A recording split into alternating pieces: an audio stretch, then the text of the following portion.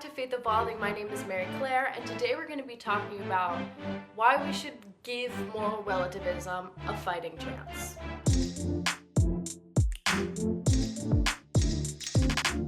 This video is going to be really controversial to both sides, right? Everything I make, because it's progressive Christianity, is already controversial because I'm talking about religion and sometimes politics, and now I'm going to somewhat side with a philosophical concept everybody hates.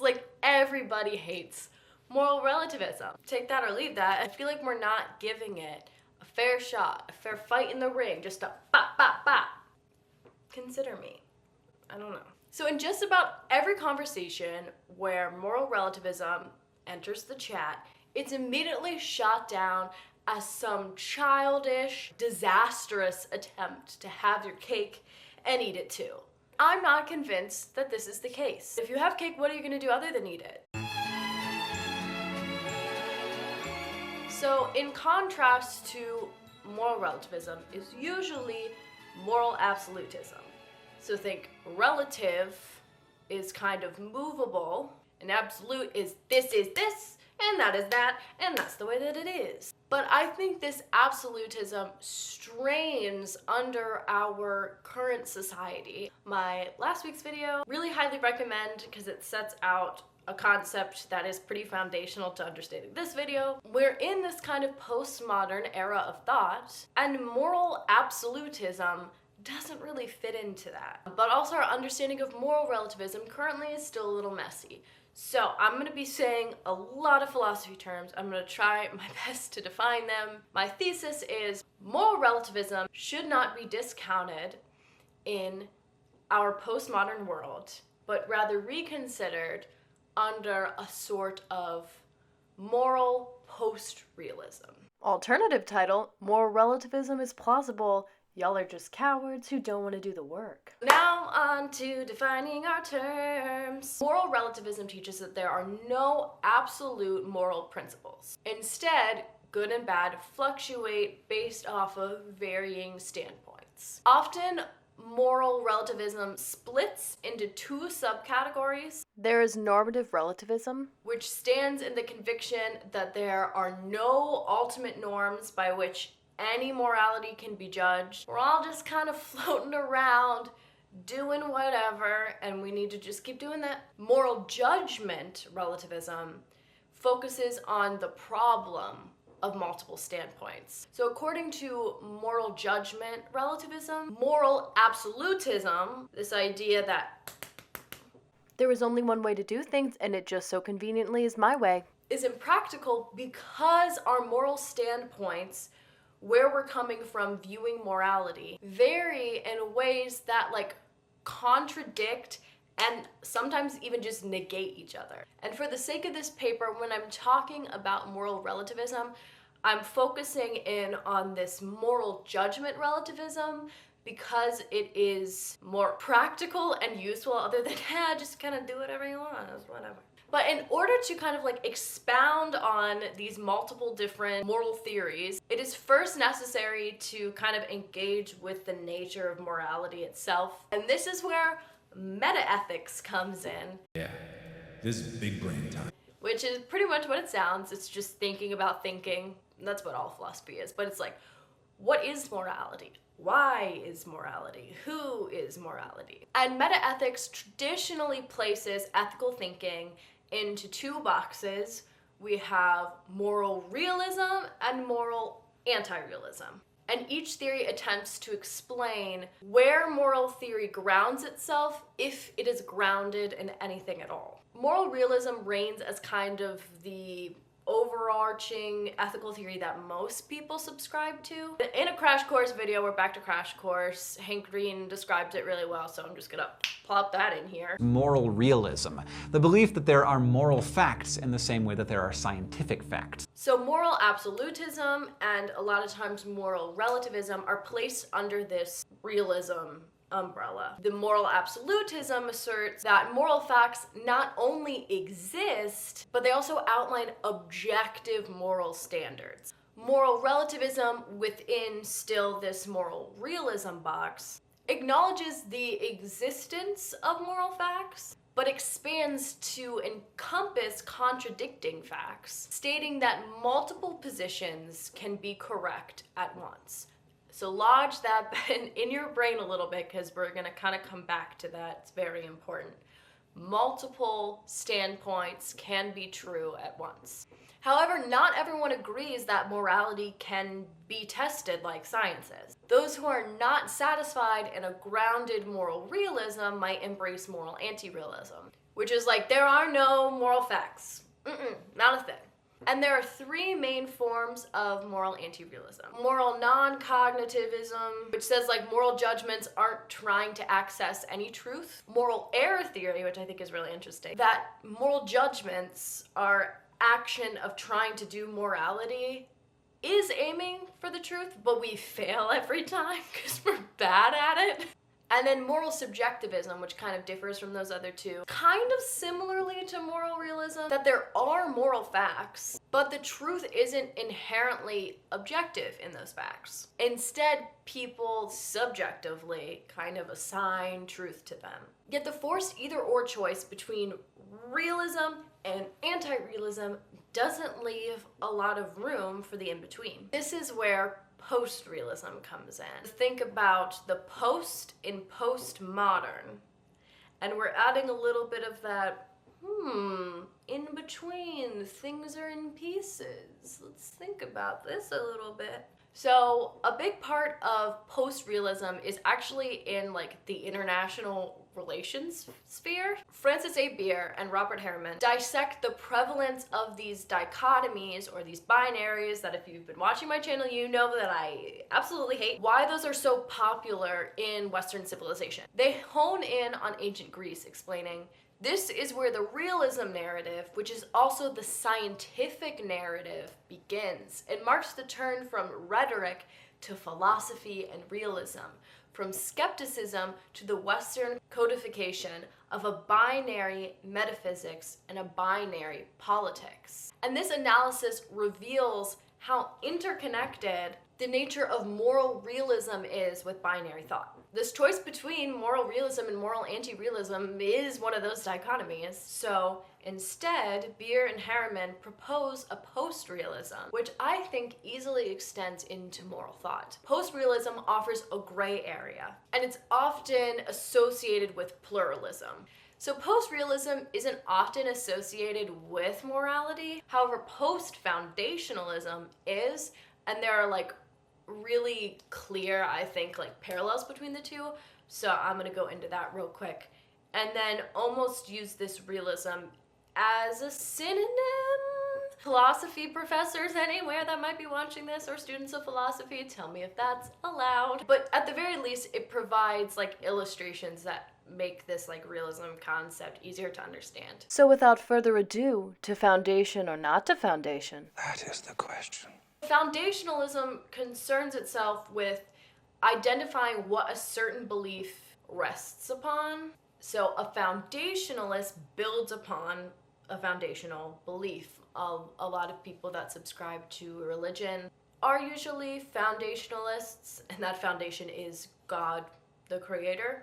And this bears a resemblance to moral realism, which builds upon the fundamental belief that moral facts exist. Anti-foundationalists don't believe that there is a foundation, similar to how anti-realists don't believe that there are moral facts. Post-foundationalists believe that a foundation probably exists, but it's currently inaccessible. So they often practically operate as if there's a foundation, acknowledging that they could be wrong. So likewise, in my brain, a moral post-realist believes that moral facts may exist, but they're currently inaccessible, so we should do our best, but be willing to be wrong, as our moral understanding is limited. Moral post-realism could like very easily devolve into like a moral nihilism, nothing matters now, or it can go more towards that moral pluralism idea that, you know, moral judgment relativism allows, with the fact that there are multiple standpoints that can be true at once. Post-realism is like, yeah, that can be a thing, what are we gonna do about it? And most arguments against moral relativism hinge on it being a part of moral realism, that, moral facts exist and we can actually interact with them. One argument against moral relativism is that the philosophy itself is weak, basically, therefore kind of impractical. On this episode of Philosophy Bites, this British philosopher is talking about, oh my god, that's a typo in my paper. His name's Simon Blackwell, and I forgot to name him. Oh my gosh, my professor didn't catch it, so if you're watching this. But anyway, this is what he says. So is it true? Is moral relativism actually an accurate picture of the nature of morality? I argue no, it's not true. The reason it's not true is that it doesn't do justice to the fact of disagreement and conflict. The relativist just says, you've got your truth, I've got mine, end of story. The trouble is, it's not the end of the story, because we're each seeking to impose a policy on the other. This response reveals a core belief held by many critics that the theory itself fails as a system by not allowing proper discourse on the thought. So if there is no moral fact, why should we even try to debate anything? Why should we even try to get towards the truth? But I argue post-realist moral relativism cultivates productive disagreement. If everyone has their own slice of truth, and our goal is to discover bit by bit that foundational truth that is currently inaccessible, then discussion is important to reveal which slice of our stances actually contain that truth, instead of just creating excuses not to interact with possibly harmful aspects of another culture, but also possibly good aspects. In her essay, Trying Out One's New Sword, Mary Midgley talks about her reservations with a lot of moral relativism. She says, those who recommend this hold that the world is sharply divided into separate societies, sealed units, each with its own system of thought. They feel that the respect and tolerance due from one system to another forbids us ever to take up a critical position to any other culture. Moral judgment, they suggest, is a kind of coinage valid only in its country of origin. I call this position moral isolationism. I shall suggest that it is certainly not forced upon us, and indeed that it makes no sense at all. People usually take it up because they think it is a respectful attitude to other cultures. In fact, however, it is not respectful. Nobody can respect what is entirely unintelligible to them. So according to Midgley, moral isolationism puts a ban on moral reasoning altogether. Refusing to critique other cultures not only blocks negative feedback, but also positive feedback.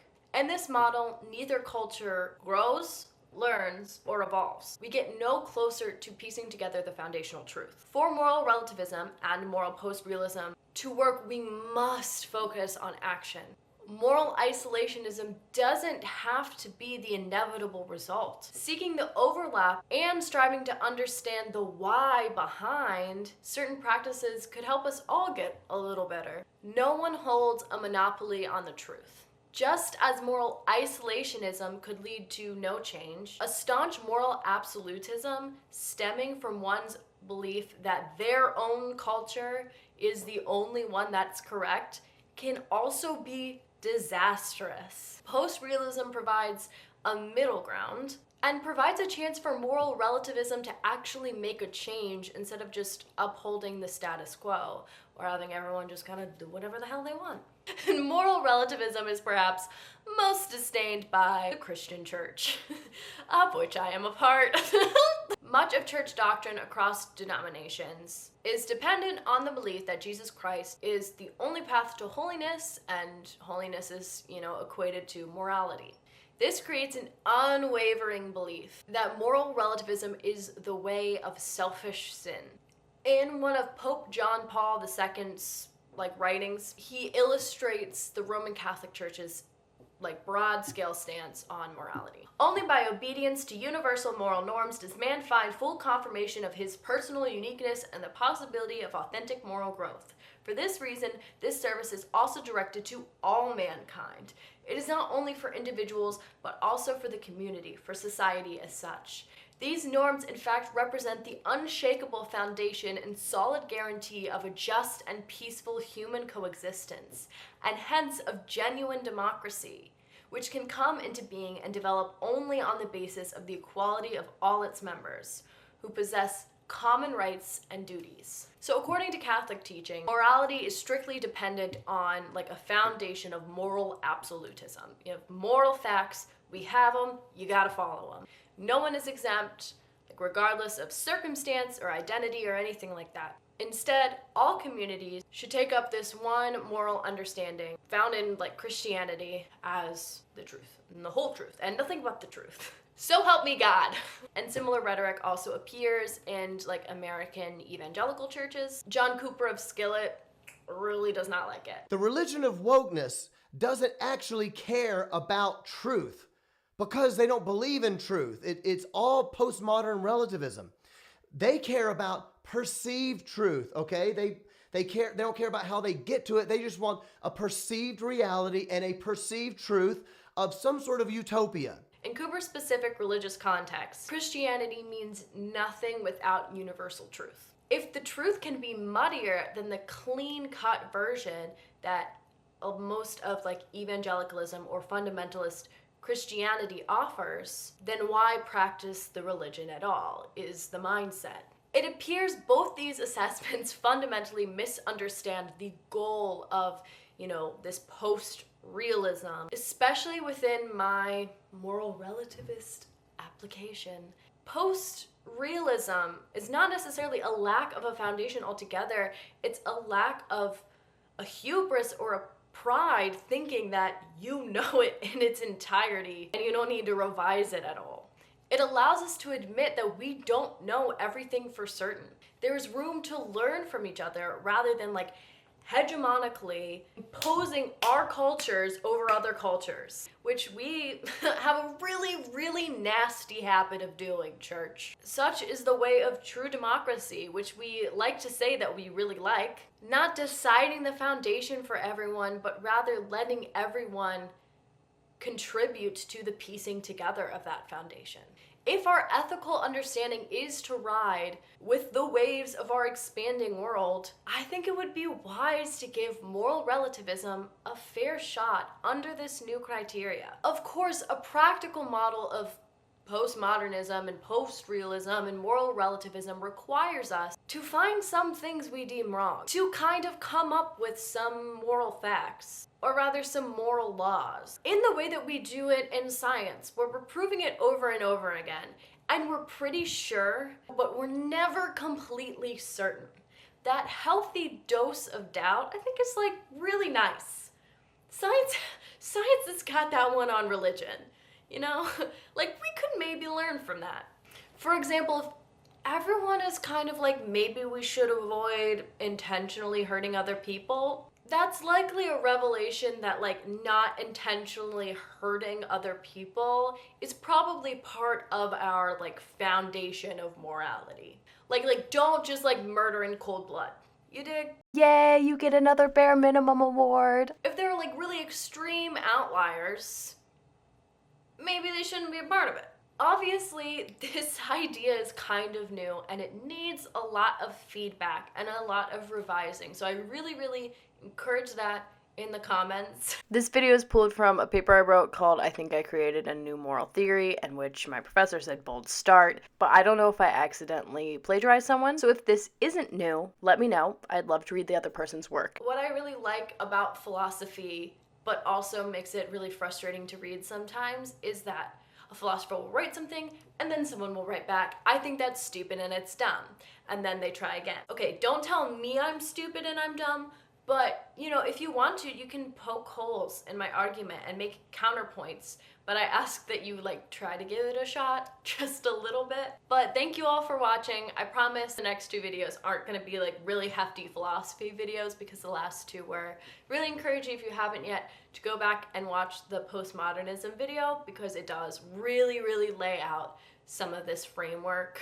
Again, like, comment, subscribe, ring the notification bell, share it with a friend, and fact check the hell out of me. Thank you all for watching. Bye.